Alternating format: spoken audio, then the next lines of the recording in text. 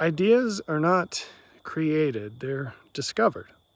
They all existed, at least in the mind of God, before any of this was created. Knowing this changes, or should change, an awful lot. One takeaway from this is that the actions of humans are far less independent than we think. Not just because they have to be, what's the scriptural word? Enticed, which actually probably isn't the best modern word to use. Enticed by one or the other revealing party, because one is God and one is Satan. But because those entities, God and Satan, are both operating from a fixed set of ideas.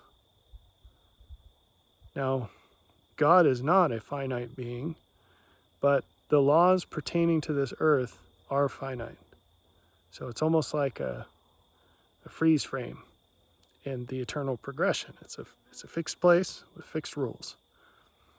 So one of the things that we have to understand, which should empower us and strengthen us, is that the tactics used against us are limited.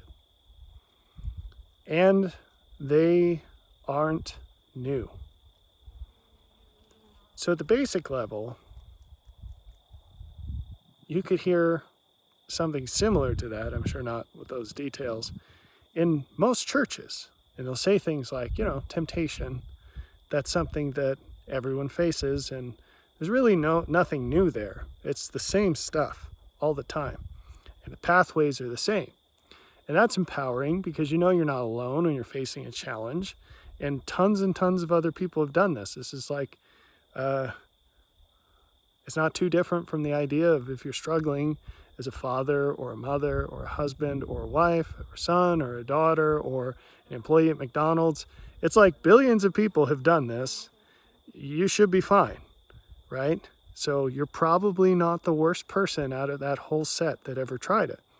And people a lot dumber than you have been successful, a lot lazier than you, or whatever else your flaw is, you can probably do it.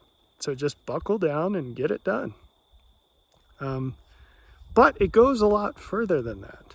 Okay, knowing that the adversary is working off a limited deck of cards, we should be much wiser in how we interpret the things around us, the things that other people do. Something that was shocking to me when I realized it is that so many people can use the same exact manipulation tactics, evil ways of controlling people, even if they've never compared notes, even if they've never met. One thing I noticed, we have twin boys. One thing I noticed when we went out with the twins as babies is that everyone said the same thing. There were like 4 things, and it's been a while, but that every single person said, like, are they identical? Do twins run in your family? There's a whole set. And it was like someone had delivered a sheet of multiple choice answers to every single one of these people, and they all said the same thing. It was weird. Well, it turns out that it's like that when it comes to manipulating people and enticing people to what's less than best. There just aren't that many tactics. And so if you learn what they are, which all smart people do, it's just that most people are evil, and that doesn't change when they become more intelligent, or they are more intelligent. And so most smart people and dumb people are evil. And so smart people will use their smarts to get gain, to get what they don't deserve at the cost of other people. And so they'll manipulate folks because they know these tactics. But benevolent smart people need to do the same. They have to get to know these tactics to be able to spot them. And here's how it gets really tricky. These tactics are effective. They're really good at what they do. And so the war becomes, how do you help people who don't know these things to overcome them without needing to explain the whole rule book to them? Because almost no one wants to know or will believe those things. It's not something that you can just communicate in 5 sentences and be done. It's not a meme. You can't just show them a meme or make a tweet and they get it. It takes a lot to help someone understand and believe these things. But it turns out there is a playbook, and it works play by play, and it's crazy to see how effective these things are. So I'll just give you one example. If you can get someone to react emotionally, you can absolutely manipulate them. Why? Because if you're working from a rational perspective, think about how hard it is to A, help someone decide rationally, because it is something we're all capable of, but something we very rarely do or want to do, because we just want to feel good right now. 2, you have to persuade them by presenting a bunch of evidence and working against all their cognitive biases. That's not fun. That's not a ride at Disneyland. Hey, persuade somebody with rational evidence. You know, the line wouldn't be long for that. So, on the other hand, if you find somebody that's making decisions based on emotion, the only thing you have to do is turn that ship to where you want it. And it's real easy. You don't need reasons. You just need to get them to be mad at somebody. That's the easiest thing in the world. Oh, he called you a poo-poo head. Poo-poo head? You know? Or, hey, he's from the other team. I don't like other team. Me no like other team, you know? Or, we always joke with the political ads around here because they're so dumb. All the narrators have a certain voice. It's like, don't vote for Tom Sawyer. He ate a baby, you know? Anyway, it's the easiest thing in the world to get people to do what you want if they're emotionally motivated. And so that's one of the tactics, right? And evil, smart people use it all the time, and it works. It works so well. That's why the political ads are so stupid, because they work. It's not that the ads are dumb, it's that the people are dumb. So,